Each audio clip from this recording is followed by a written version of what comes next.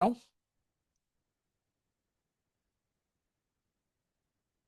Exercise 12.5। अब ये वाला क्वेश्चन है, question number 10। Cosec x plus two, two cos x minus one is equals to zero.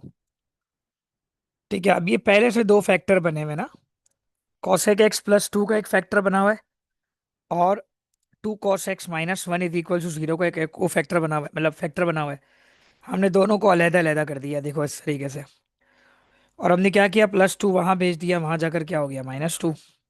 और cosec का रेसिप्रोकल होता है वन अपॉन साइन। तो हम साइन को वहां ले गए, माइनस टू यहाँ ले आए। One upon minus two is equal to sine x. अब साइन को वहां ले आके इन्वर्स कर दिया। साइन जब इन्वर्स हुआ तो साइन इन्वर्स होकर क्या आया, माइनस। आवाज।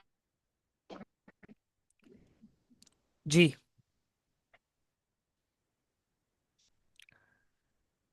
आवाज नहीं आ रही?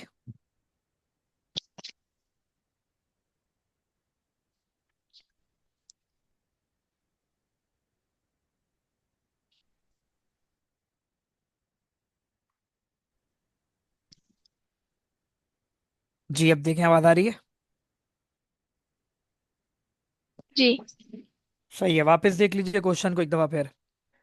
क्वेश्चन नंबर 10 है ये, स्टार्ट हुआ हुआ है ये। Cosec x plus two and two cos x minus one, ये दो फैक्टर्स बने हुए हैं, और दोनों फैक्टर बारी बारी जीरो के बराबर है। तो हमने सबसे पहले क्या किया, cosec x plus two is equal to zero, एक फैक्टर को जीरो के बराबर कर दिया। और two cos x minus one is equal to zero के बराबर कर दिया। प्लस टू वहां शिफ्ट होगा, वहां शिफ्ट होकर क्या बन जाएगा, माइनस टू। और माइनस वन वहां जाके प्लस वन हो जाएगा। अब कॉसेक फंक्शन को हम रेसिप्रोकल कर देंगे, one upon sine is equals to minus two. And cos x बराबर हो गया वन अपॉन टू। कॉस को वहां ले जाके इन्वर्स कर देंगे।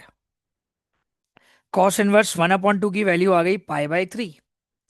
लेकिन अगर हम साइन को वहां ले जाएं और टू को यहाँ ले आए वापस, तो minus one upon two is equal to sine x. Sine inverse minus one upon two minus pi by six है। अब देखो भाई, एक पॉजिटिव आंसर आ रहा है, एक नेगेटिव आ रहा है। कॉस से पॉजिटिव आ रहा है, साइन से नेगेटिव आ रहा है। तो पहले मैंने साइन का काम किया है। देखो, sine is negative in third and fourth quadrant. कि साइन पॉजिटिव होता है पहले और दूसरे क्वाड्रेंट पर, तो साइन नेगेटिव कहाँ पर होगा, थर्ड एंड फोर्थ क्वाड्रेंट। तो मैंने लिख दिया थर्ड एंड फोर्थ क्वाड्रेंट। ठीक है। जबकि कॉस थीटा पॉजिटिव कहाँ होता है, कॉस थीटा पॉजिटिव होता है फर्स्ट एंड फोर्थ क्वाड्रेंट। तो फर्स्ट और फोर्थ क्वाड्रेंट हो गया। जब नेगेटिव की बात होती है ना, तो हमारे कोई भी एंगल नहीं निकला हुआ होता, हम सारे एंगल्स निकालते हैं। मतलब इसको हम पहला एंगल कंसीडर नहीं करते। बस इससे हमें ये पता चल जाता है कि हमारे पास जो है ये माइनस से नेगेटिव क्वाड्रेंट की बात हो रही है।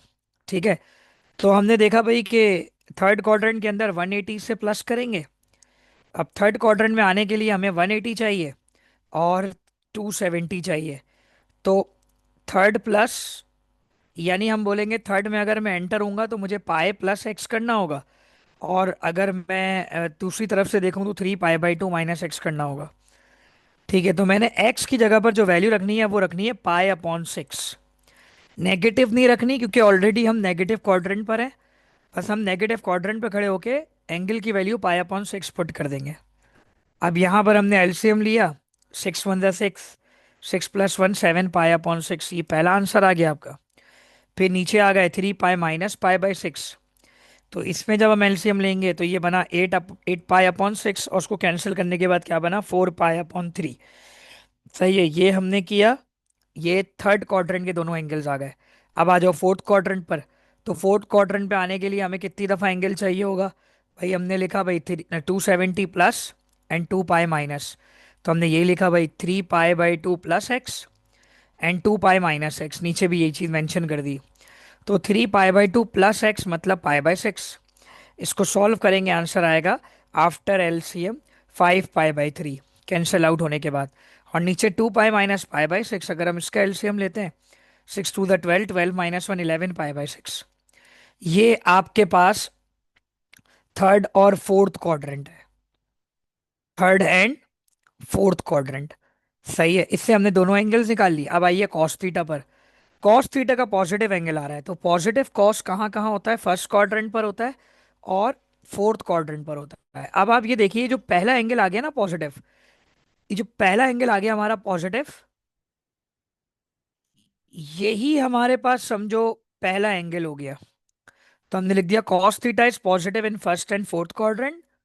First quadrant x is equals to pi by three, and fourth quadrant x is equals to three pi by two plus x. अच्छा, फर्स्ट क्वाड्रेंट का हमारा एंगल पहले से निकला हुआ है, लेकिन फोर्थ में हम दो तरीके से आएंगे, three pi by two plus x से, और थ्री पाई बाई टू और टू पाई माइनस एक्स से। तो हमने three pi by two plus x पर पाई बाई थ्री ऐड कर लिया, जिससे आंसर क्या बना, 11 पाई बाई 6। टू पाई से माइनस कर लिया, तो आंसर बना 5 पाई बाई 3। अब देखो आंसर कितने आए, एक, दो, तीन, चार, पाँच, छ, सात। इनमें से जो वेरीफाई होगा वो हमारा सॉल्यूशन सेट का हिस्सा होगा। अब वेरीफाई के लिए मैंने वेरिफिकेशन नहीं की थी यहाँ पे, लेकिन अब वेरिफिकेशन करेंगे हम। तो हम वेरिफिकेशन किस सेंस में करेंगे, हमने यहाँ पर हेडिंग डाली भाई वेरिफिकेशन, और हमने क्वेश्चन लिख दिया। अच्छा, क्वेश्चन क्या है भाई हमारे पास, तो क्वेश्चन आ रहा है जनाब, cosec x plus two bracket, और यहां आ रहा था two sine x, two cos x minus one is equals to zero. Two cos x minus one is equals to zero. अब इसको कैलकुलेटर में कैसे प्रेस करेंगे, लेट्स सपोज हमें पहला एंगल पुट करना है, पहला एंगल पुट करना है 7 पाई बाई 6, लेट्स सपोज। तो हमारे पास कॉसेक का फंक्शन तो कैलकुलेटर में होता नहीं है, तो हम क्या करेंगे, इसको 1/साइन, सही है, 7 पाई बाई 6 ऐसे लिखेंगे पहले, ठीक है, और प्लस टू लिख देंगे आगे, ब्रैकेट क्लोज कर देंगे। फिर टू कॉस, कॉस की जगह पर पाई 7 पाई बाई 6, ठीक है, माइनस वन करके क्लोज कर देंगे ब्रैकेट। अगर आंसर जीरो के बराबर आ जाता है तो इट मीन्स ये वेरीफाई हो गया, और अगर आंसर जीरो के बराबर नहीं आता तो इसका मतलब ये वेरीफाई नहीं हुआ। चेक करें, अब इसमें ब्रैकेट लगाएं, फ्रैक्शन खोलें, one by sine fraction 7 pi by 6 plus two. Plus के लिए आपको एक ऊपर ला के प्लस करना पड़ेगा, मतलब फ्रैक्शन से हटाकर। तो पहले का आंसर तो इसका जीरो आ रहा है, मतलब इस ब्रैकेट का। अगला ब्रैकेट निकालते हैं, कॉस, टू कॉस, ऐसा लिख दो, हाँ, two cos fraction 7 pi by 6, ठीक है, माइनस वन ब्रैकेट क्लोज। तो इससे आंसर क्या बन रहा है भाई, इससे कुछ अजीब सा आंसर आ रहा है। तो इसका मतलब है कि ये वेरीफाई हो जाएगा ना, क्योंकि जाहिर सी बात है, ये लिखा हुआ है -1 माइनस अंडर रूट 3। जीरो से कोई भी चीज मल्टीप्लाई हो जाए वो क्या हो जाती है, जीरो, यानी पहली वैल्यू, पहला आंसर वेरीफाई हो गया है। सही है भाई, पहला आंसर वेरीफाई हो गया है। अब सेकंड एंगल इसी तरह डालेंगे कैलकुलेटर पर, एक साथ भी डाल सकते हैं वैल्यूज सारी। अब सेकंड एंगल डालेंगे 4 पाई बाई 3,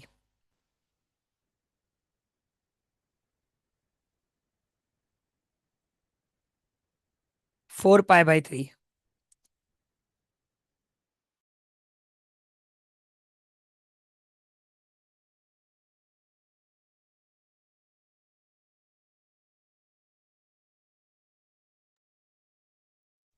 7, अब आएगा 4 पाई बाई 3, 4 पाई बाई 3।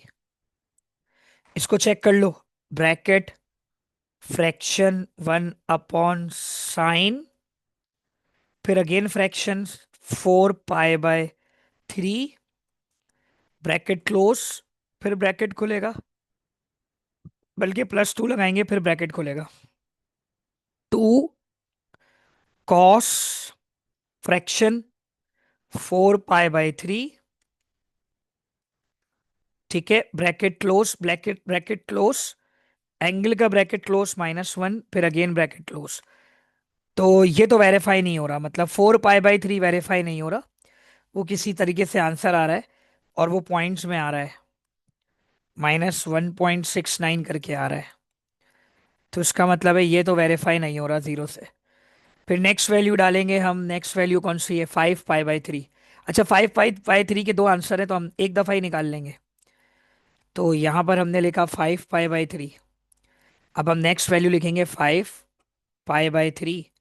उसी कैलकुलेटर में सारी वैल्यूज 5 पाई बाई 3 से आएगी। तो हमने लिख दिया भाई 5 पाई बाई 3, और नीचे भी लिख दिया 5 पाई बाई 3। एरो दबाएंगे तो खुद ही उस जगह पर आना शुरू हो जाएगा। ये जीरो से प्रूव हो रहा है। तो भाई 5 पाई बाई 3 हमारे आंसर का हिस्सा हो गया। जीरो जीरो से प्रूव हो रहा है ये। ठीक है, नेक्स्ट वैल्यू है 11 पाई बाई 6। इसको भी वेरीफाई करते हैं। ठीक है, तो next value 11 pi by 6। 11 pi by 6। तो हमने लिखा भाई 11, पीछे जाएंगे कैलकुलेटर में और 11 लिख देंगे 5 की जगह पर, और नीचे 3 की जगह पर 6 लिख देंगे। बराबर में आएंगे 11 पाई बाई 6। 11 pi by 6। तो ये वेरीफाई हो रहा है, ये भी वेरीफाई हो रहा है जीरो जीरो से। ठीक है, और एक आखिरी वैल्यू रह गई है, बल्कि दो वैल्यूज और रह गई हैं। 11 पाई बाई 6 देखो दो दफा आ रहा है ना, तो हम एक दफा आंसर में मालूम कर लेंगे। और पाई बाई 3 बस अब मालूम करना है। तो पाई बाई 3 मालूम करते हैं। तो 11 को हटाया। ओ, 11 को हटाया, पाई बाई 6 लिख दी, पाई बाई 3 लिख दिया। ठीक है, और पीछे गए वहां पर भी हमने यही काम किया, पाई बाई 3 लिख दिया। अब इससे भी टैली कर लेते हैं भाई, आंसर वेरीफाई हो रहा है। तो इससे भी वेरीफाई हो रहा है। तो आंसर सिर्फ और सिर्फ दूसरे वाले से नहीं हो रहा, 4 पाई बाई 3 से। तो हम इसका सॉल्यूशन सेट कैसे बनाएंगे? अच्छा, वेरिफिकेशन तो पूरी पूरी मेंशन करनी होगी। बस एंड में आप कर सकते हैं भाई कि आंसर जो है वो टैली हो गया। अब सॉल्यूशन सेट कैसे बनेगा इसका? तो भाई सॉल्यूशन सेट बना, पहले वेरीफाई हुआ 7 पाई बाई 6 +2 n पाई। दूसरी वैल्यू वेरीफाई नहीं हुई, लेकिन 5 पाई बाई 3 भी वेरीफाई हो गया, +2 n पाई यूनियन। फिर उसके बाद 11 पाई बाई 6 भी वेरीफाई हो गया, +2 n पाई। 2 n पाई क्यों आ रहा है? क्योंकि एक से आपने साइन से आंसर निकाला है और एक से आपने कॉस से आंसर निकाला है। और फिर आपका पाई बाई 3 भी वेरीफाई हो गया, पाई बाई 3 +2 n पाई। ये आपका आंसर हो गया। ठीक है भाई, तो इतने सारे आंसर्स आपके वेरीफाई हो रहे हैं, सबके बीच में यूनियन आ जाएगा और सब इस तरह आंसर में निकल आएंगे। ये था क्वेश्चन नंबर 12 आपका। तो ये है क्वेश्चन नंबर 11, tan θ = 2 sin θ। हमने सबसे पहला काम क्या किया? हमने सबसे पहला काम ये करना है कि हम, जाहिर सी बात है, टेन और साइन एक साथ सॉल्व तो नहीं हो सकते, क्योंकि फैक्टर तो है नहीं। ये एक ही फंक्शन के अंदर आ रहे हैं, फैक्टर नहीं है। तो हमने क्या करना है, या तो टेन को कन्वर्ट कर दें साइन और कॉस में, या फिर हम साइन को कन्वर्ट कर दें टेन में। तो आसान काम ये है कि भाई टेन को चेंज कर दिया जाए साइन अपॉन कॉस में। तो हमने चेंज कर लिया साइन अपॉन कॉस। फिर कॉस यहाँ डिवाइड हो रहा है, साइन के पास जाके मल्टीप्लाई हो जाएगा। फिर ये पूरी चीज प्लस हो रही है, यहाँ आकर माइनस हो जाएगी। ये हमारा पहला काम होगा। अब हमने यहाँ से कॉमन लिया साइन θ, अंदर बचा 1 - 2 cos θ। तो ये दो फैक्टर हो गए। अब फैक्टर में आ जाए ना दो अलग अलग फंक्शन, साइन और कॉस, तो सॉल्व हो सकते हैं। तो sin θ = 0 एंड 1 - 2 cos θ = 0।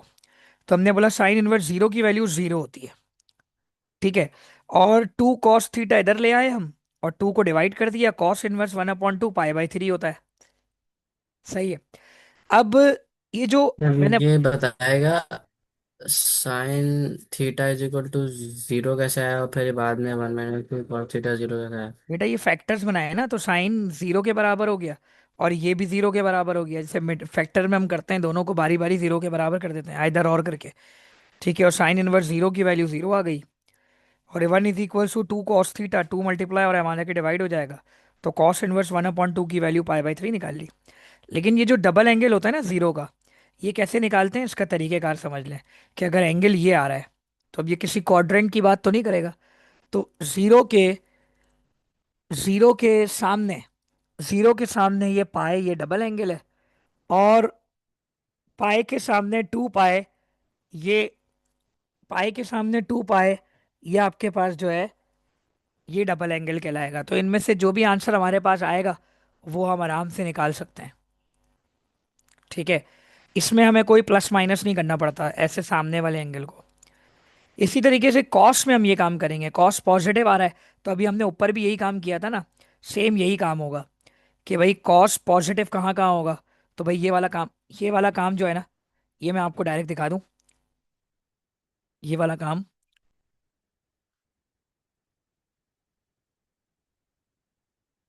जी, यही काम है सेम।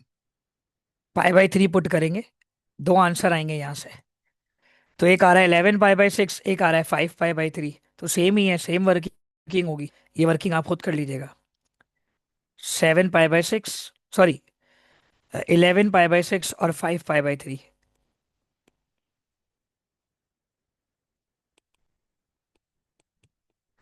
इस तरह हम सारे आंसर अभी चेक करेंगे। अब इसकी वेरिफिकेशन थोड़ी सी डिफरेंट वे में होती है, सिखाता हूँ इसकी वेरिफिकेशन कैसे होगी। tan theta 2 sin theta.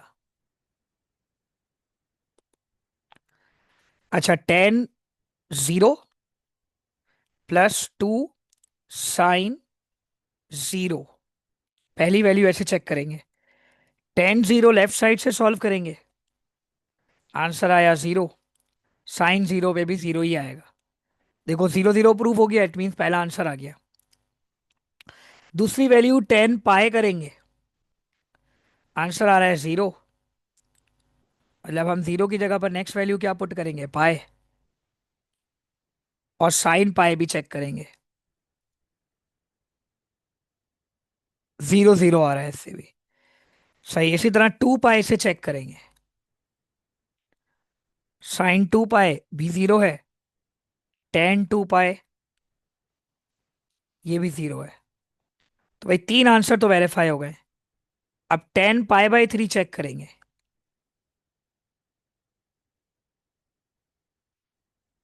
ये आ रहा है √3। और sin पाई बाई 3 चेक करेंगे तो वेरीफाई नहीं होगा। नहीं, हाँ sin पाई बाई 3, क्योंकि वहां पे 2 भी तो है ना। तो अगर हम 2 की बात करें तो 2 sin पाई बाई 3, √3 आ रहा है, मतलब ये भी वेरीफाई हो रहा है। ठीक है, 11 पाई बाई 6 को वेरीफाई करेंगे। 10 11 पाई बाई 6, ये आंसर हो गया -1/√3। √3/3 है, लेकिन उसे -√3 -1/√3 बोलते हैं। और फिर 2 sin फ्रैक्शन 11 पाई बाई 6। तो इससे जो आंसर आएगा वो क्या आएगा, -1 आएगा। क्या आएगा, -1। तो ये वेरीफाई नहीं हो रहा। ठीक है, 11 पाई बाई 6 वेरीफाई नहीं हो रहा। 5 पाई बाई 3 को चेक करेंगे। 10 फ्रैक्शन 5 पाई बाई 3 -√3। और 2 sin फ्रैक्शन 5 पाई बाई 3 -√3, दोनों से वेरीफाई हो गया। -√3 इट मीन्स -√3। अब सॉल्यूशन सेट बनाएंगे। अच्छा, साइन और कॉस से ही आपने किया है तो सॉल्यूशन सेट में 2n पाई आएगा। तो हमने लिख दिया भाई 0।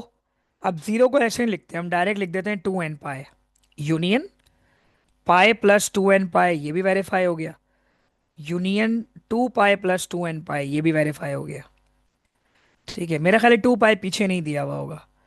फिर यूनियन नेक्स्ट निकालेंगे 11 पाई बाई 6, नहीं ये वेरीफाई नहीं हो रहा था।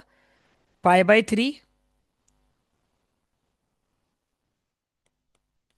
ठीक है, और +2n pi union 5 pi by 3 +2n पाई। ठीक है, इनको अब आप देख लीजिए, ये सही आना चाहिए।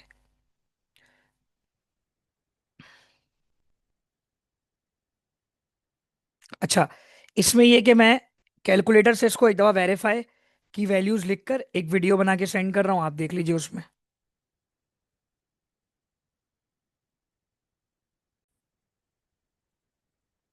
तो भाई अब जो नेक्स्ट क्वेश्चन है वो ये वाला है, cos 2x and cos x।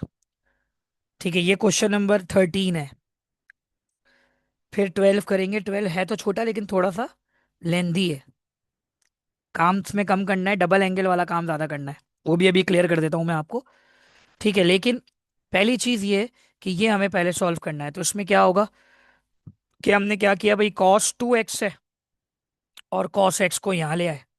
ठीक है। अब cos 2x के तीन फॉर्मूले होते हैं, लेकिन हम यहाँ पर cos वाला ही यूज करेंगे।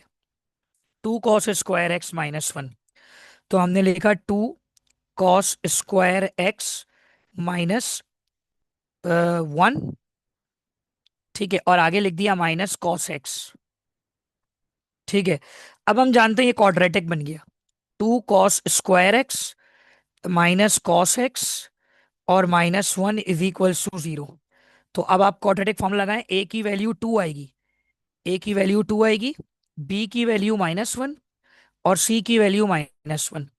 तो क्वाड्रेटिक फॉर्मूला क्या होता है भाई, यहाँ पर cos x आ जाएगा, -b plus minus √b² - 4ac/2a। ये फॉर्मूला है cos x का, मतलब क्वाड्रेटिक का।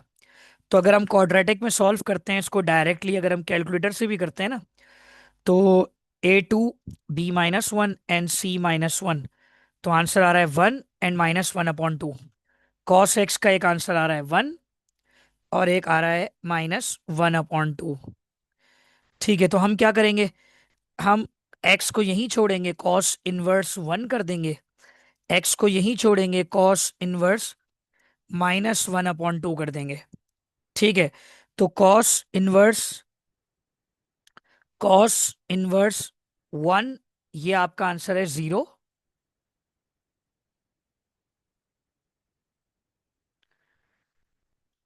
ठीक है, और 0 के डायरेक्ट एंगल निकल जाते हैं, पाए और 2 पाए, आपको मैंने बताया अभी। ठीक है। और cos 1 -1/2 ये वैल्यू बता रहा है 2 पाई/3, यानी पॉजिटिव बता रहा है। ठीक है। तो ये तो तीन एंगल आ गए, लेकिन इधर से आप कॉस पॉजिटिव कहाँ कहाँ होता है, तो इसका तरीकेकार क्या है। इसका तरीकेकार वही है कि आपने सबसे पहले बोला कॉस फर्स्ट में पॉजिटिव होता है और फोर्थ में होता है। तो एक्स हम लिखेंगे, यानी 2 पाई/3 पहला एंगल तो हमने निकाल लिया।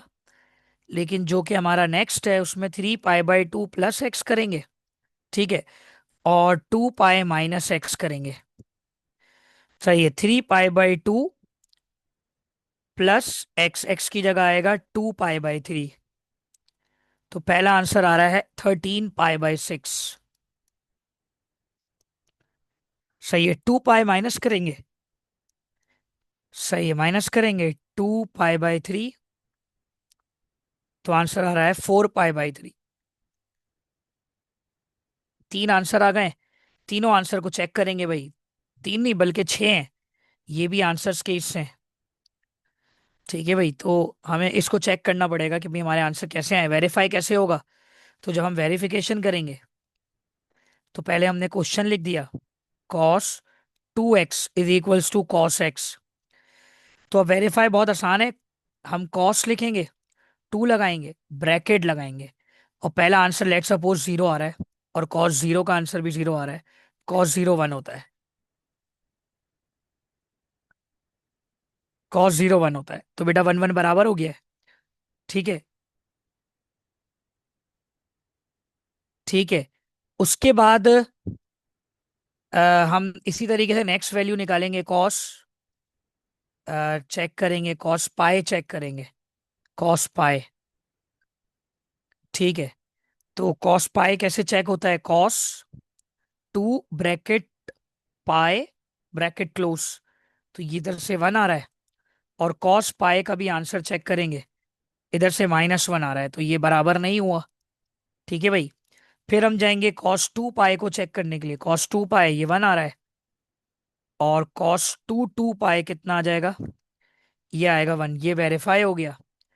इसी तरीके से 2 पाई/3 चेक करेंगे, अभी आप खुद चेक करिएगा और वेरीफाई करिएगा कि भाई जो जो वेरीफाई हो रहे हैं वो सॉल्यूशन सेट का हिस्सा बन जाएंगे।